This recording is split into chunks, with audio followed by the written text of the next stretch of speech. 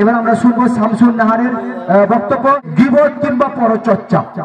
এর টপিক হলো গীবত কিংবা পরচর্চা ইসলামে যে সম্পূর্ণভাবে নিষেধ করা হয়েছে, হারাম, এবং আল্লাহ কোরআনের মধ্যে বলেছে, সেটা নিয়ে এসে কথা বলবে। চলুন আসুন শুনি শামসুন নাহারের কাছ থেকে। আলহামদুলিল্লাহ ওয়াসসালাতু ওয়াসসালাম আলা রাসূলিল্লাহ ওয়া আলা আলিহি ওয়া সাহবিহি আজমাইন, আম্মা বাদ। আউযু বিল্লাহি মিনাশ শাইতানির রাজীম। বিসমিল্লাহির রাহমানির রাহিম। ওয়া তুইজ্জু মান তাশা ওয়া তুযিল্লু মান তাশা। সাদাকাল্লাহুল আযীম। উপস্থিত আমার শ্রদ্ধেয় ওস্তাদ, মঞ্চে উপবিষ্ট সম্মানীয় আলেমগণ, আমার সামনে বসে থাকা দূর দূরান্ত থেকে আগত আমার অতিথিবৃন্দ, পাশের মাদ্রাসা থেকে আগত আমার সহপাঠী তালেবুল ইলম, পর্দার আড়ালে মা ও বোনেরা, আমাদের এই মহতী সভায় আসায় আমরা চিরকৃতজ্ঞ। তাই আজকের এই মহতী সভায় আপনাদের সামনে একটি টপিক নিয়ে এসেছি। আশা করছি আপনারা সবাই খুব খুব ভালো আছেন। আমি আজ আপনাদের সামনে একটি টপিক নিয়ে এসেছি। টপিকটির নাম পরচর্চা কিংবা গীবত। আমরা অনেকেই জানি গীবত কাকে বলে। গীবত হলো অন্যের সম্বন্ধে তার অনুপস্থিতিতে কাউকে কিছু বলা, যে কথা তার জন্য কষ্টজনক। আমরা সমাজে বহুবার দেখেছি একে অপরের গীবত করে বেড়াই, যেটা ইসলামে সম্পূর্ণ নিষিদ্ধ এবং ঘৃণাত্মক কাজ।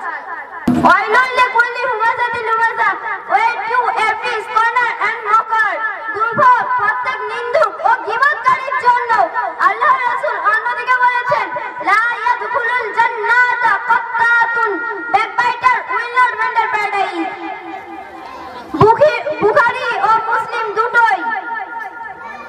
গীবতকারী জান্নাতে প্রবেশ করতে পারবে না। শুধু তাই নয়, আল্লাহ রাসূল সাল্লাল্লাহু আলাইহি ওয়াসাল্লাম এই সমস্ত গীবতকারীকে নিজের মৃত্যু ভাইয়ের গোশত ভক্ষণ করলে যে গুনাহ হয় এবং ঘৃণাত্মক কাজ হয় তার সঙ্গে তুলনা করা হয়েছে। তাই আসুন এই সমস্ত ঘৃণাত্মক কাজকে উগড়ে ফেলে দেই এবং সমাজে একটা সুন্দর সমাজ গড়ে তুলি। আল্লাহর কাছে একটি প্রকৃত মুমিন বান্দা হিসেবে গ্রহণযোগ্যতা অর্জন করি। এই বলে আমি আমার ছোট বক্তব্য এখানেই শেষ করলাম। আপনারা সবাই খুব খুব ভালো থাকবেন, আমার জন্য দোয়া করবেন। আমি যেন সমাজে আলামিন। আসসালামু আলাইকুম।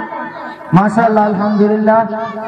ওয়াইলুল লিকুল্লি হুমাযাতিন লুমাযা, এর যে অর্থ, ওয়ে টু ব্যাকবাইটার্স এন্ড স্কর্নার, অর্থাৎ দুর্ভোগ ওই সমস্ত নিন্দুক এবং ব্যাকবাইটিকারীদেরকে আল্লাহ তাআলা দুর্ভোগ বলেছেন এবং অভিশপ্ত করেছে।